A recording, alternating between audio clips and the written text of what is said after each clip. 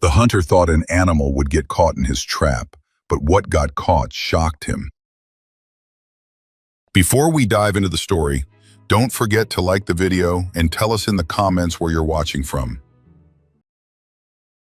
The land along the Arizona-New Mexico border was hard country, and Ethan Rourke had been living with it for years. The war had taken much from him.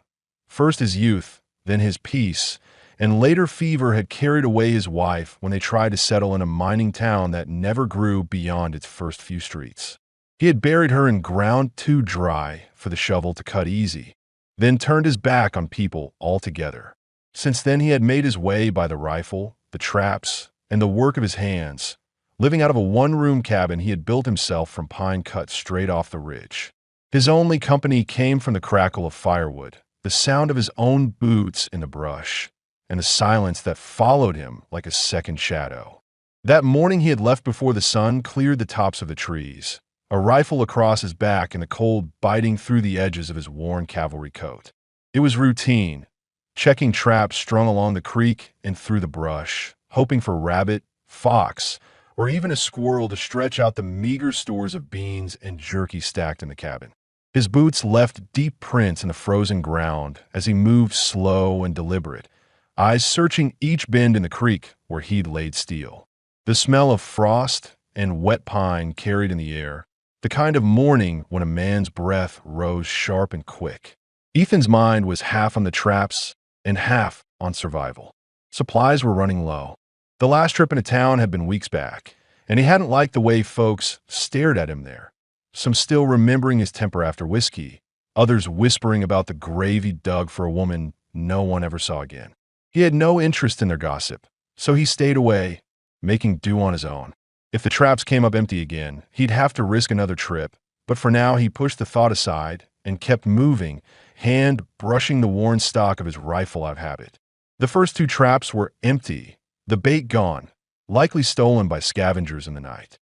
He reset them, jaw tight, before heading farther down the creek. The sun had just started to break over the ridge when he saw the third trap, a glint of iron shining wet in the cold light. He slowed, expecting a fox, maybe the kind that sometimes prowled close to the water. But when he stepped through the brush and looked down, his breath caught. It wasn't an animal caught in the steel. It was a woman. She lay twisted on her side, one leg gripped cruel by the iron jaws of the trap. Her skin was bronze, darker against the pale frost, and her deerskin dress was torn at the seams. The neckline ripped low across her chest where bruises and scratches showed clear. The fabric clung to her curves, worn thin by days of running, and dirt and dried blood stained the hem. Her dark hair hung in a braid across her shoulder, loose in places, a broken feather tied near the end. She looked young, mid-20s maybe, but her eyes when they flicked open were sharp and unyielding, black as coal and filled with both fear and fire. For a long moment, Ethan stood frozen, every part of his body pulled between instinct and memory. He had fought Apache before, back when soldiers sent men like him to patrol the border and push tribes from their land. He had lost comrades to their raids, and though he had killed, he had never forgotten the cries that carried on the wind after. Old prejudice stirred in him fast, like the echo of gunfire in his chest. But then his eyes dropped to her shoulder. Blood soaked through the torn dress, dripping slow into the snow patches. Her breaths were shallow, uneven, her hands weak as she clawed at the iron. She was dying, not tomorrow, not later, but here now, in front of him. Ethan's jaw worked tight. He had a choice. Leave her, walk away, let the land take her the way it took everything else, or step forward and carry the weight of it on his back. He crouched down. The trap's iron teeth were slick with her blood. He pulled his knife from his belt, jammed the hilt between the jaws, and forced them open with all his strength. The steel creaked under pressure, his knuckles turning white. The moment the trap snapped wide, she let out a cry that wasn't loud but carried raw pain. He slid her leg free, dragging her limb onto the dirt. She lashed out once, her hand striking weak against his chest, but she didn't have the strength to push him back. He caught her under the arms before she fell fully, her body collapsing against him with sudden weight. For a second, he almost let her drop, the old hatred rising again. But he steadied himself, feeling her breath hot against his neck. She tried again to fight him, her fist pounding once against his coat, but it was clumsy, without strength. Then her head dropped forward, resting on his shoulder, her breath shallow and fast. Ethan looked around quick, scanning the tree-line. He thought of bounty hunters, the kind who ran down stragglers for pay when the army moved tribes off their land. If they had driven her here, they could still be near. The woods were quiet, no sound but the creak under ice. Even so, he tightened his hold, shifted her across his arms, and stood. She was light, too light for a woman her age. Hunger had thinned her frame, though he felt the solid curve of her hips and chest where the torn dress clung.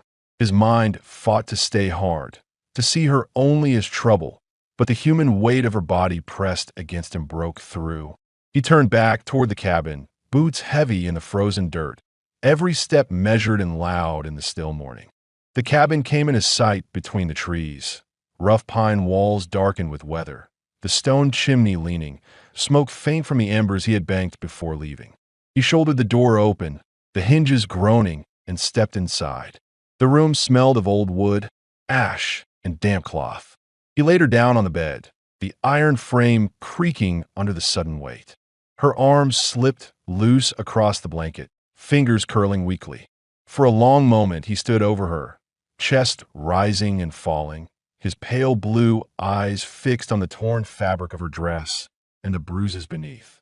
Then he bent, pulled the blanket across her chest, and tucked it in firm. When he stepped back to the table, he kept his rifle close. His thoughts were tight, running fast. He had broken his own rule: never get involved, never carry someone else's burden.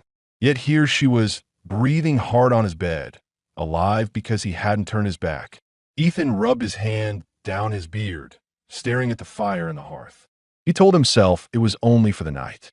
He told himself he'd figure it out when morning came. But deep down, he already knew nothing would be simple again. The fire crackled low in the hearth as Ethan set his rifle against the wall and pulled a chair close to the bed. He sat heavy, elbows on his knees, his pale eyes fixed on the woman lying under the blanket. Her chest rose and fell unevenly, each breath shallow, as though her body wasn't sure whether to hold on or give up. He had seen that look before: soldiers on battlefields, fever-ridden men in tents, and his wife the night before the sickness took her. It was the look of someone on the edge. Her leg was the worst of it. The iron trap had bitten deep, the skin raw, swollen around the shin where blood still seeped slow into the cloth he had wrapped.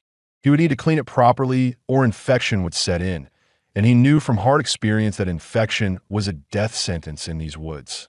Ethan pulled the whiskey jug from the shelf and set it down on the table, then lit a second lamp and moved it close so he could see her wound better.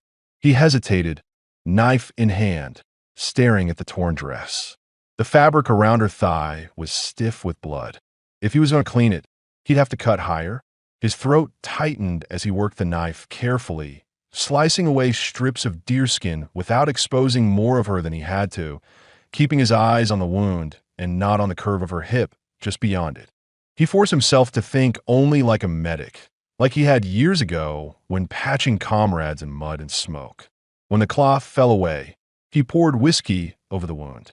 She stirred, a low sound breaking from her lips, her eyes opening partway. The look she gave him was sharp, even through the haze of pain. She tried to pull back, tried to shove him away, but her arms had no strength. Her words came broken, Apache syllables he didn't understand, though her tone was clear enough. Fear, suspicion, defiance. Ethan muttered under his breath, "Hold still, damn it, or you'll lose the leg." He wasn't sure she understood, but she froze for a moment, watching him with a mixture of rage and desperation, then closed her eyes again when the burn of the whiskey tore through her. Ethan cleaned the wound as best he could, wrapped it tight with clean strips from an old shirt, and sat back, breathing heavier than the work had earned. His hands shook, not from the task, but from the closeness of it, her warmth under his fingers, the sound of her breath against the silence. He stood, poured himself a swallow from the jug, and let the fire burn down while he thought. Questions pushed into his head one after another. Who was she running from? Why had she been alone in the woods? If she was Apache, had she been cast out? Or was she hunted by bounty men? He remembered whispers in town, talk of raiding parties broken, of women sold or driven out after the army cracked down harder. If that was the case, anyone who found her here would not ask questions before deciding she was a prize or a problem. By the time he turned back to the bed, her eyes were open again. She was watching him, not soft, not grateful, sharp and unyielding, like she was measuring him the way a hawk measures the sky. She said something low in her language, words he didn't know, then switched to broken English, voice hoarse. Why help? Ethan stared at her for a long time before answering. He didn't have a clean reason. Habit had been to keep to himself, to let trouble pass by without touching it. Finally, he said, "Couldn't leave you like that." His voice was flat, not gentle but true. She studied him, her dark eyes steady, before turning her face away. The silence stretched long again. He knew she didn't trust him. He didn't expect her to. Truth be told, he didn't trust himself either. Not with what it meant to bring her here. If anyone came looking, they'd find her under his roof, in his bed. That was enough to bring men with ropes or worse.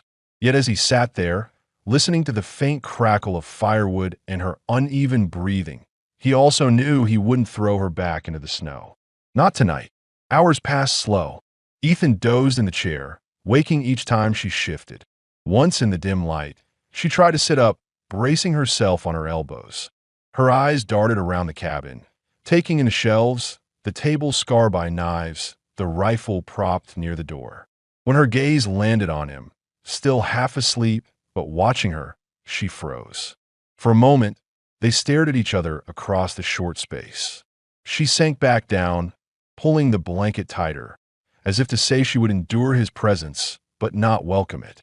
Near dawn, Ethan rose, stretched the stiffness out his back, and set a pot on the fire with beans and water. The smell filled the cabin slowly, and when he slid the tin bowl toward her, she hesitated. Hunger was written plain across her face, though she tried to hide it. She picked up the spoon with shaking fingers, ate slow, never looking away from him. When she was finished, she set the bowl down quiet and muttered something in her own tongue. He couldn't tell if it was thanks or a curse. Ethan sat across from her, chewing his own portion, and thought again about the line he had crossed. She wasn't dead in the snow because of him. That meant her survival, and whatever came with it, was tied now to his choices. He had told himself it was just for the night.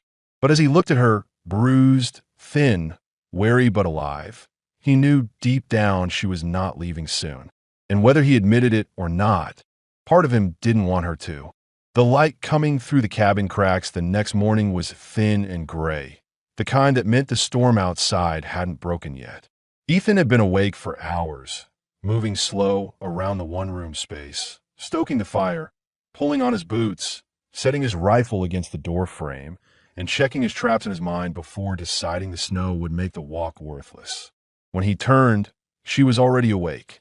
The Apache woman lay still on the bed, her dark eyes following every movement he made, her face unreadable. The blanket clutched at her chest, covering the torn dress beneath, but the way her fingers tightened around the wool each time he neared told him she was as tense as a cornered animal. She hadn't tried to speak again, not in English at least, but she hadn't looked away either. He poured water into the tin cup and set on the table close to her bed. She hesitated, then reached with careful fingers, her hand brushing the rim as though expecting him to snatch it away. Ethan leaned back against the table, arms crossed, watching. He noticed the way her hand trembled as she drank, how her lips pressed hard against the tin to steady it. She had more strength than the night before, but not much. When she set the cup back down, he finally spoke. "You got a name?" His voice was low, rough with disuse. She blinked at him, not answering. For a long moment he thought she hadn't understood. Then she spoke, broken English again, clipped and wary. "Naya." Ethan nodded once. It was something. He turned away, pulled the pot from the fire, and set beans on the table. She didn't move until he slid a portion across the wood toward her.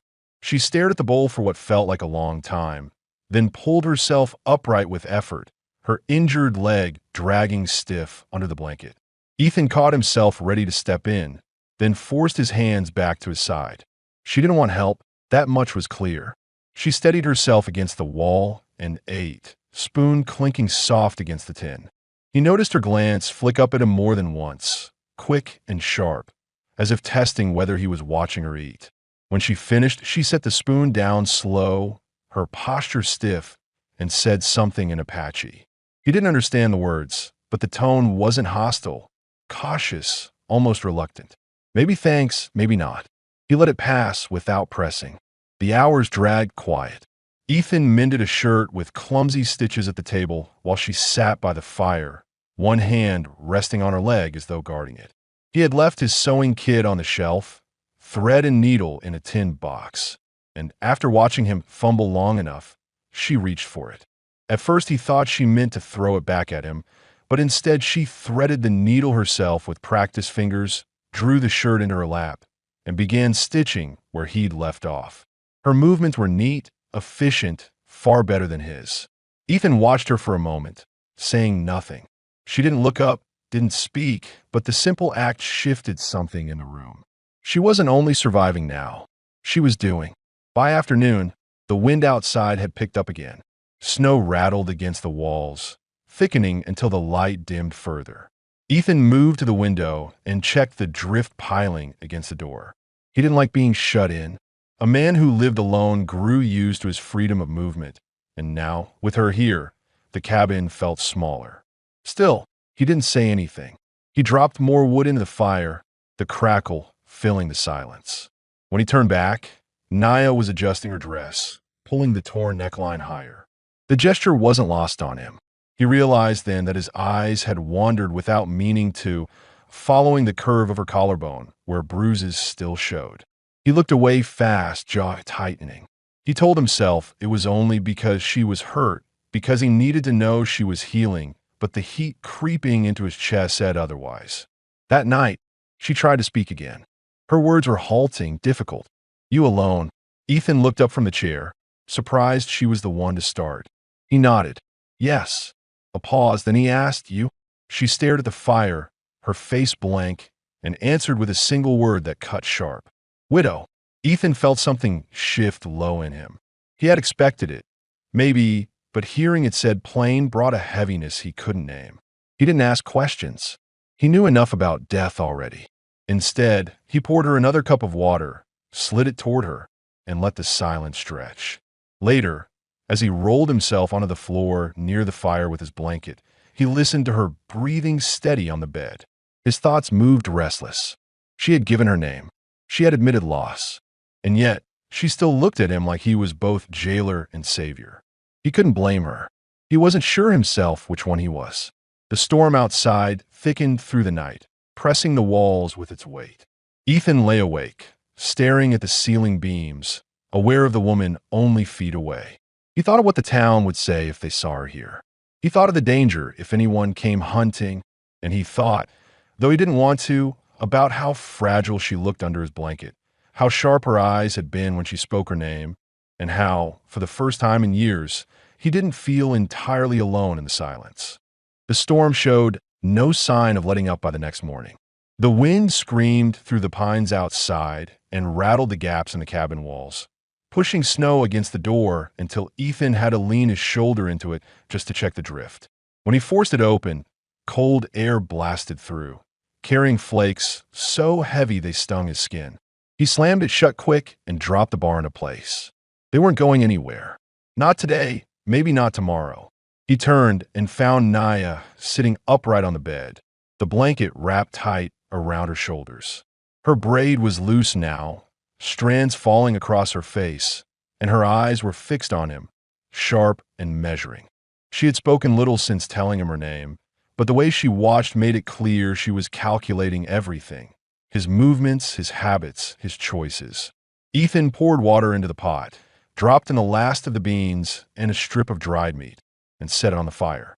He could feel her eyes on him the whole time. When the food was ready, he slid a bowl toward her again. This time she didn't hesitate as long. She pulled it close, ate slow, then surprised him by pushing half back across the table toward him. "Chair," she said in broken English, her voice steady. Ethan froze a second, then took it without argument. It was the first thing she had offered. The day stretched on with nothing but the sound of wind and the hiss of firewood. Ethan sat at the table with his knife, sharpening it slow, while Naya stayed near the hearth, her wounded leg stretched out. She reached again for the tin box of thread and needle and began sewing the tear in her dress with calm, practiced hands. Ethan found himself watching the rhythm of her work. The fabric slipped more than once, falling low across her chest, and each time she tugged it higher with quick fingers, glancing his way to see if he noticed. He did, but he forced his eyes back to the blade, jaw tight. He told himself not to look, not to give her reason to think he meant harm, but it was harder than he wanted to admit. By evening, the storm hammered the cabin so hard it felt like the walls would give. The fire was their only shield against the cold pressing in. When Ethan laid out his blanket near the hearth, Naya's eyes flicked toward him. She shifted uneasily on the bed, then pulled her blanket tighter around her. After a long silence, she spoke again, her words halting but clear. "You sleep, Floor." Ethan looked at her, his pale blue eyes steady. "Safer that way," he answered. She studied him a long time, as if testing whether to believe him, then gave a small nod. Hours passed. Ethan lay with his back to the fire, staring at the shadows moving along the rafters. He heard Naya shifting on the bed, heard her breathing change. The storm outside howled louder, pushing snow through the cracks until a thin draft crept across the floor. He pulled his blanket tighter, but the cold still reached his bones. Then he heard the bed creak. Naya was standing, wrapped in her blanket, her bare feet moving slow across the floor. Ethan sat up quick, but she held up a hand, not to strike, but to stop him from moving closer. She lowered herself onto the floor near the hearth, not beside him, but close enough that the firelight touched both their faces. She didn't speak. She simply sat, her injured legs stretched out, her blanket pulled high.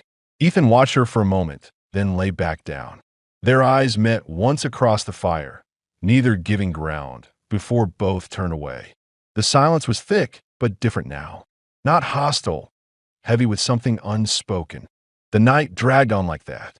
At some point, the wind found a new pitch, howling so loud it drowned even the fire. The door shook on its hinges. Ethan sat up, pulled on his coat, and pushed a chest against it for good measure. When he turned, Naya was watching him, her face calm though her eyes betrayed unease. He moved back to his place near the fire, dropped onto the blanket, and let out a breath. She shifted then, slow, deliberate, until she was closer. Not touching, but close enough that he could feel the heat of her through the blanket. Ethan's chest tightened. He stayed still, hands fisted under the covers, fighting the instinct to move away and the pull that told him not to. Her breathing steadied. She had chosen her place. He closed his eyes, the sound of the storm dulling under the rhythm of her breaths. His thoughts churned.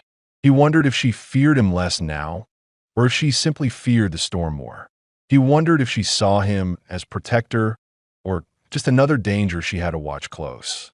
And deep down, though he tried to push it aside, he felt the truth that unsettled him most for the first time in years. He didn't mind the closeness. When dawn finally broke, the storm had buried the cabin deep. Snow pressed high against the window and drifted across the door. Ethan rose stiff, his body sore from the floor, and pushed the chest aside. He tried the door, but it wouldn't budge more than an inch. They were trapped in for another day, maybe longer. He turned and found Naya already awake, her dark eyes following him again. She pulled her blanket tighter, then spoke low. "You know, send me away?" Her voice was hoarse, but steady. Ethan froze, his hand still on the door. He looked at her a long time, his pale eyes sharp, then shook his head once. "No, not while you're like this." She studied him, and for the first time since he'd carried her out of the trap, her shoulders eased just slightly. She didn't smile. She didn't thank him. But something shifted in her gaze, less suspicion, more acceptance. Ethan sat back at the table, pulled the knife to him, and began working the blade again. The sound of steel on stone filled the silence. Naya turned back to the fire, adjusting her leg carefully, her blanket slipping low across her shoulder. She didn't pull it higher this time, and for the first time, Ethan let his eyes linger. By the third morning of being snowed in, the storm finally broke. The wind quieted, leaving behind a deep silence that felt almost unnatural after days of constant noise. Ethan forced the door open with both hands, shoving hard until a slab of snow toppled into the cabin. Cold air rushed in sharp enough to sting his lungs. He cleared the drift with a shovel, the sound of scraping wood against packed snow echoing across the still clearing. Behind him, Naya sat propped near the fire, watching. Her blanket was wrapped close, but her eyes followed every move he made. When he came back inside, boots soaked, he saw her testing her leg again, shifting her weight carefully as she tried to stand.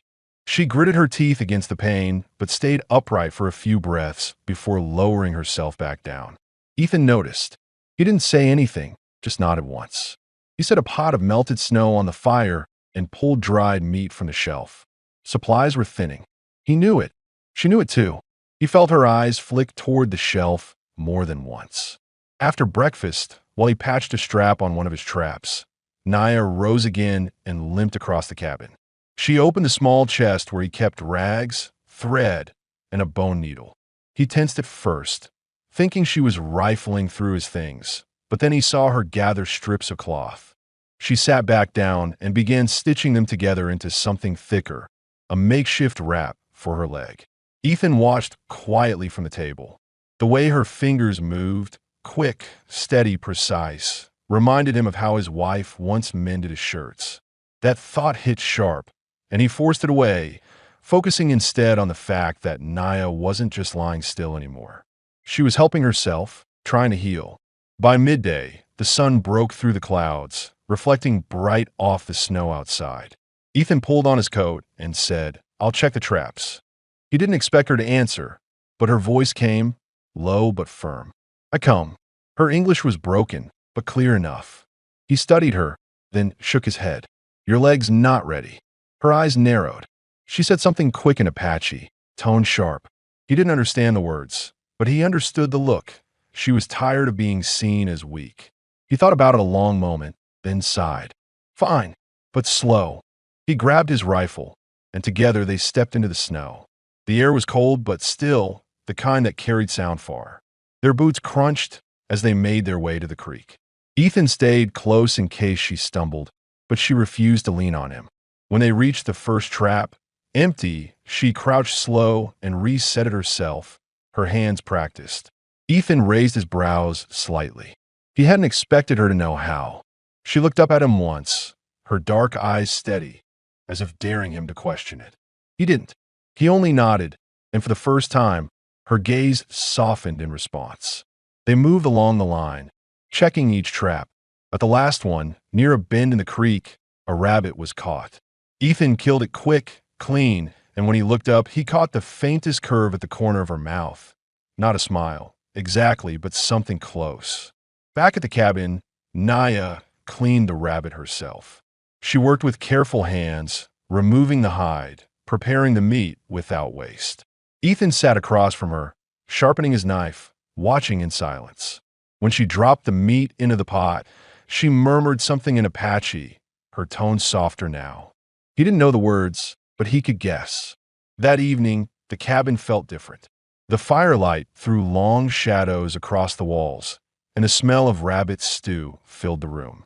They ate side by side at the table, the silence between them less heavy than before. Afterward, Ethan leaned back, full for the first time in days, and caught Naya's eyes lingering on him longer than before. She looked away quick, pulling the blanket tighter, but he had seen it. When he lay down on his blanket near the fire that night, he thought of her strength returning, of the way she had insisted on walking, of the looks she gave him when he didn't interfere. He knew what it meant. She wasn't just surviving now. She was choosing to stay alive, and she was doing it here with him. As the fire burned low, Naya shifted on the bed. The blanket slipped from her shoulder, revealing the curve of her collarbone where bruises had started to fade. Ethan's eyes caught the sight before he turned away, jaw clenched. His thoughts pressed hard against each other. Memory of his wife, the reality of the woman now breathing in his cabin, the weight of what it meant to share this space. He forced himself still, but deep down, he knew something had changed. For the first time since she arrived, Ethan didn't feel like he was only sheltering a stranger. He felt like the cabin no longer belonged to just him. The days that followed carried a slow rhythm, and though the snow still stood high on the ridges, the air had begun to soften, hinting that the worst of winter had passed. Ethan worked outside when he could, cutting through drifts with his shovel, resetting traps, hauling back wood to keep the fire alive. Each time he came back, Naya had done something inside, sweeping the cabin floor with bundled pine branches, mending his shirts with a bone needle, boiling water in the pot, so the steam kept the chill at bay. At first, he said nothing about it, but he noticed, and after a while, he realized he had started to expect it. Her strength was returning. The limp remained, but she could walk steady now, leaning only slightly on the walls when she rose. He caught her once, standing at the window, the blanket around her shoulders, staring out at the line of trees, as if trying to measure how far she had run before finding herself in his trap. He didn't ask. The set of her jaw told him enough. She hadn't been running for game. She had been running for her life. One evening, as he brought in a half-frozen rabbit from the traps, he found her crouched by the hearth, sharpening one of his smaller knives on the stone. His first instinct was tension, the kind that made his hand twitch toward the rifle leaning against the wall. But she didn't raise the blade at him. She only worked it slow, careful, testing the edge before setting it down. Then she reached for the rabbit, her dark eyes flicking to his as if asking permission. He gave a short nod. She skinned it with practiced hands, clean and efficient, less wasteful than he might have been. Ethan sat at the table, watching in silence. When she finished, she set the meat in the pot, and for the first time, she looked at him without suspicion, just calm, like it was natural to share the work. That night, when they ate, the silence between them was different. Not the heavy quiet of strangers, but something that felt closer to understanding. Afterward, she spoke again, her English halting but clearer than before. "You soldier?" Ethan stiffened at the question. His pale blue eyes met hers across the fire. He thought about lying, about shrugging it off, but her gaze held firm. Finally, he gave a slow nod. "Was. A long time ago." She studied him, then tilted her head slightly. "Kill my people." The words came sharp, like a knife testing flesh. Ethan's jaw tightened. His hand curled against the table. He didn't answer right away. Memories pressed in. Men screaming on battlefields, smoke over ridges, faces lost in chaos. He forced himself to meet her eyes. "Yes," he said, voice low. "War doesn't ask who deserves it." The fire popped in the silence that followed. She didn't look away, but her expression shifted. Not softer, but layered, as if she weighed his words against her own past. At last, she said only one word: "Widow." He nodded, not pressing further. That was enough. The following days settled into routine. Ethan repaired a fence post out near the tree line while she tended the fire and kept the cabin in order. Sometimes they worked side by side. He splitting wood, she stacking it. And though they spoke little, the silence was no longer barked. When their hands brushed passing tools, neither pulled away as quick as before. One evening, as the wind outside carried the sound of wolves on the ridge, Naya shifted her blanket and sat closer to the fire. Ethan was on the floor near her, cleaning his rifle. She reached across him to drop another log into the flames. The blanket slipped low from her shoulder, exposing the curve of her collarbone. The bruise now faded to yellow. He caught the sight before she tugged the fabric back up. Their eyes met. She didn't look away immediately this time. He set the rifle aside, his chest tight. He could feel the weight of her gaze, the silent question in it. He thought of what the town would say if they saw her here. He thought of the danger of letting himself want what he knew he shouldn't. And yet, when she brushed his arm lightly as she drew back, he didn't move. He let the touch stay. That night, when they lay down, he on his blanket near the fire, she on the bed. The space between them felt charged. The storm had passed, the worst of winter fading, But inside the cabin, the air carried a new heaviness. Ethan lay awake, staring at the ceiling beams, listening to her breathing steady. His mind warred with itself. The soldier in him saying, "Keep distance," the man in him aching for closeness. He thought of his wife, buried years ago, and guilt pressed sharp. But then he thought of the way Naya had stood at the creek, resetting his trap with steady hands, and the way she had looked at him when she asked if he would send her away. And he knew, whatever line he had tried to hold was already shifting. When he finally closed his eyes, the fire burning low, he felt her shift on the bed. A soft creak of the frame. He didn't look, but he knew she had turned toward him. He stayed still, breathing slow, letting the silence stretch. It wasn't trust yet, but it was something close. The snow had started to melt in patches by the time the next week came. The ridges above the cabin showed streaks of bare rock, and the creek ran louder under the ice as water pushed through. For Ethan, it meant more game might move again, more chances for food, and less danger of starving through the season. For Naya, it meant she could test her leg longer outside without risking collapse in deep drifts. Together they walked the line of traps each day, slow but steady, always with Ethan's rifle close. On one of those afternoons, Ethan caught himself noticing the way her hair shifted loose from the braid, dark strands lifting in the cold breeze. Her blanket was draped across her shoulders, but slipped enough to reveal the lines of her collarbone. He forced his eyes away, jaw tightening, but when he glanced back, he caught her watching him out of the corner of her eye. She didn't speak, didn't move, but the look carried meaning he couldn't shake. Back at the cabin, the silence grew heavier. Not hostile, not wary, but waiting. Each time she passed him a cup, her fingers brushed his. Each time he reached across the table, her gaze lingered a second too long. The air between them thickened, and Ethan felt his chest tighten more each night as he lay on his blanket near the fire, listening to her breathing slow on the bed. He told himself to keep still.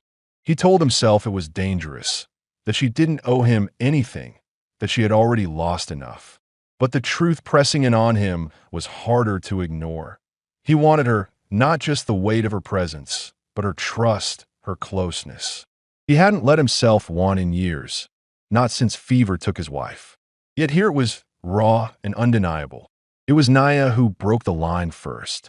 That night, the wind carried the distant howl of wolves across the ridge. Ethan cleaned his rifle slow by the fire, his mind restless, when she stood from the bed and crossed the floor toward him.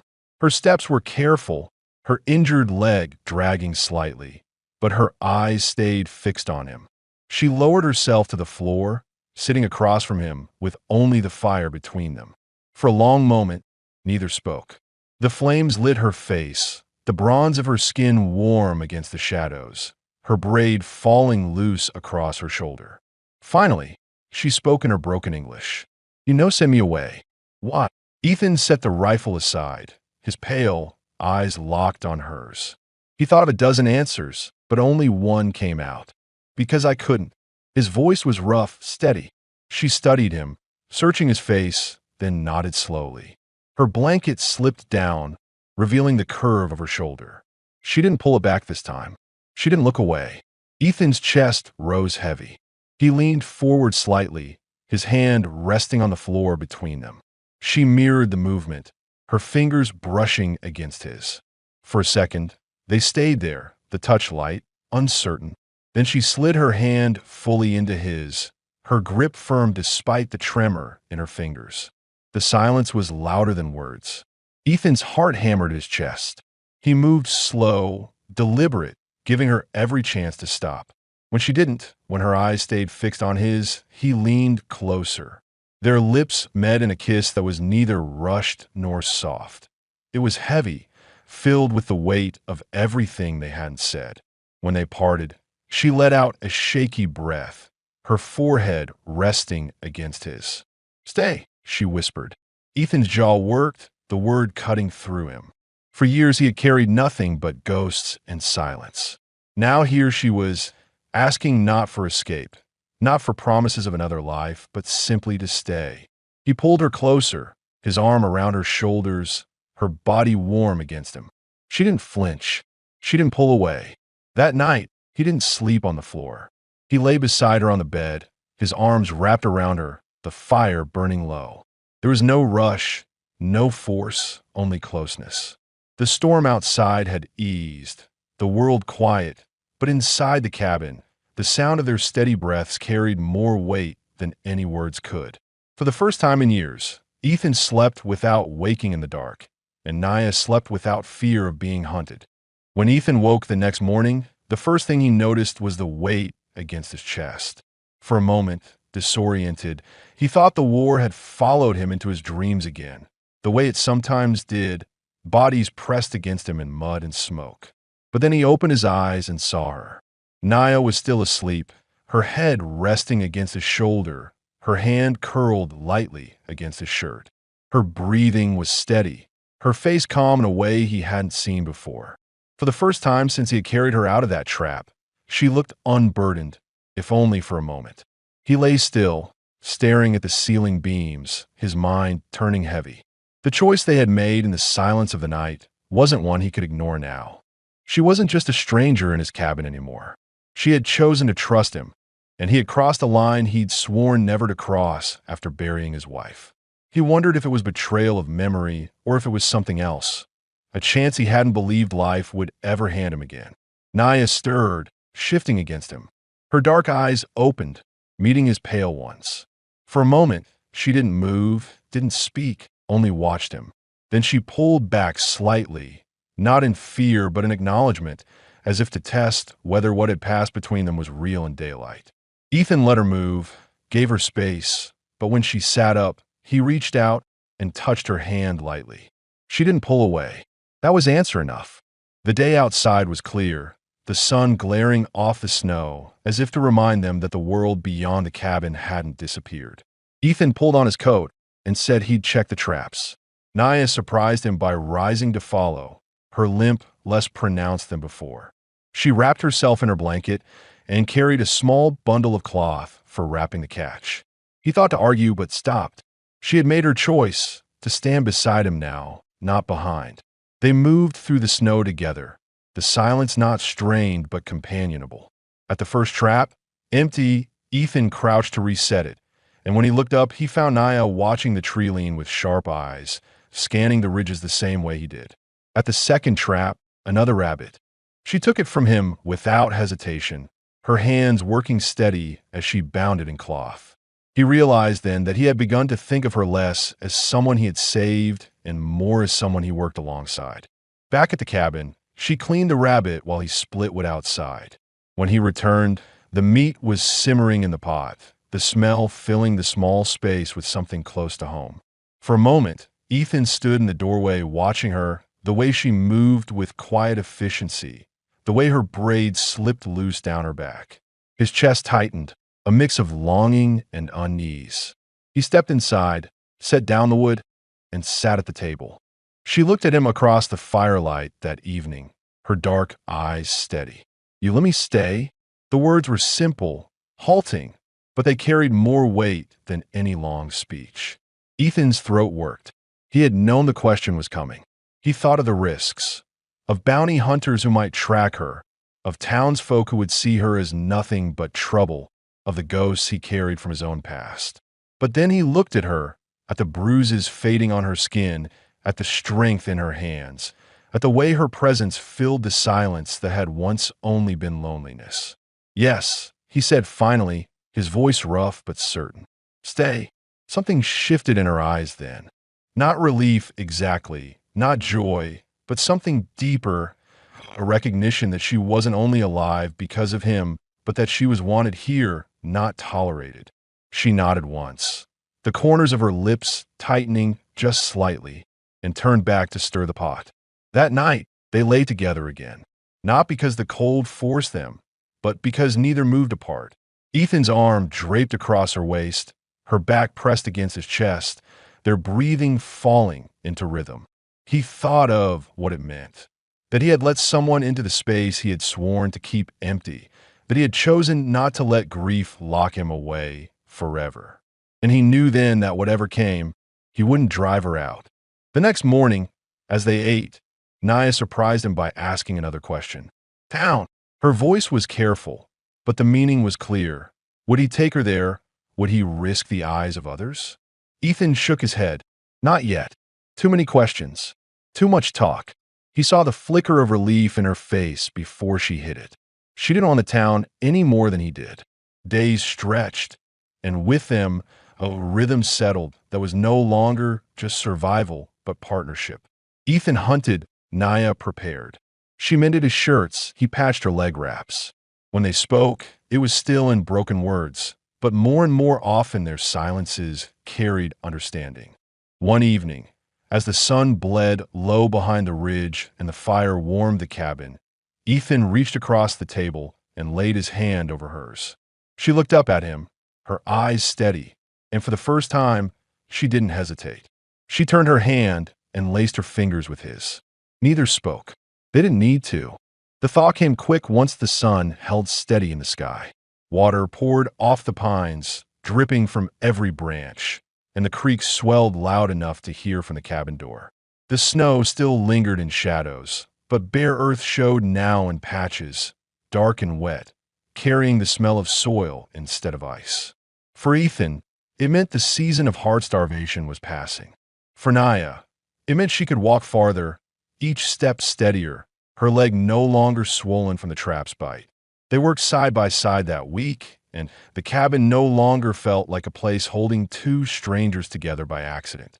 It had become something else. Ethan chopped wood near the clearing, while Naya stacked it neat against the cabin wall. She tended the pot while he reset the traps. Sometimes he caught her humming under her breath in a language he didn't understand, low and steady as she worked. The sound was foreign and familiar all at once, like a reminder that life existed beyond pain. Yet both knew the world beyond the ridge wasn't gone. The silence between them held that knowledge. If bounty hunters came, if townsfolk found out, everything they had built here could break. Ethan felt the weight of it each night when he lay with her, her back pressed against his chest, her hand resting over his. He wondered if she feared the same. One evening, as the sun dropped low and painted the snow with gold, Ethan cleaned his rifle at the table. Naya sat across from him, mending another tear in her dress. She paused, set the needle down, and asked in her halting English, "You take me town someday?" Her voice was calm, but her eyes carried the question harder than her words. Ethan froze, the rag still in his hand. He thought of the town, of men who would see her as less than human, of whispers that would turn to shouts, of lawmen who would ask why he sheltered her. His chest tightened. He shook his head slowly. "Town's no place for you. Not now. Not ever, maybe." She watched him, her gaze steady. Then she asked, "So, I stay here?" He looked at her, his pale eyes holding hers. "If you want to." For a long moment, silence filled the cabin. Then Naya nodded once. "I stay." Her voice was firm, leaving no question. The words struck him deeper than he expected. Not just relief, but something heavier, belonging. For years, he had carried loss like a weight he couldn't set down. Now here was a woman, scarred as he was, choosing to stand beside him. He felt his throat tighten, but he managed to say low, "Then this is your home now." That night, their closeness was different. No storm outside, no fear pressing them together, only choice. Ethan's hands were rough, but careful as he held her. Naya's body leaned into his, not in hesitation, but in trust. They lay together long after the fire burned down, the quiet between them not heavy anymore, but warm, filled with steady breaths and the weight of two people who had decided. The next morning, Ethan took her to the ridge. From there, the valley stretched wide, the creek flashing in the sun, the cabin small against the clearing, the pines dark and tall beyond. He stood with his arm around her, steadying her as she leaned against him. "This is it," he said, his voice low but certain. "All I've got. All I am. It's yours too if you want it." Naya's eyes swept the valley, then returned to him. She laid her hand against his chest, just over his heart, and gave a small nod. "I want." Ethan let out a breath he hadn't known he was holding. For the first time in years, he felt the knot inside him loosen. He pressed his forehead to hers, and she didn't pull back. They walked back to the cabin together, step by step, her limp still there, but steady, his arm firm around her. The smoke rose from the chimney as they approached, curling into the bright sky. When the door closed behind them, Ethan looked around the one-room space. The hearth, the table, the bed that no longer felt too large for one man. For years, this cabin had been nothing but survival. Now it was something else. A home. He turned to her, reached for her hand, and said plainly, "We'll face it all here. Together." Naya's lips curved, just slightly, the closest to a smile he had seen from her yet. She whispered back, "Together." And with that, it was settled. Not with papers, not with town gossip, not with ceremony, but with choice. They stayed. And in staying, they had found everything neither thought possible again.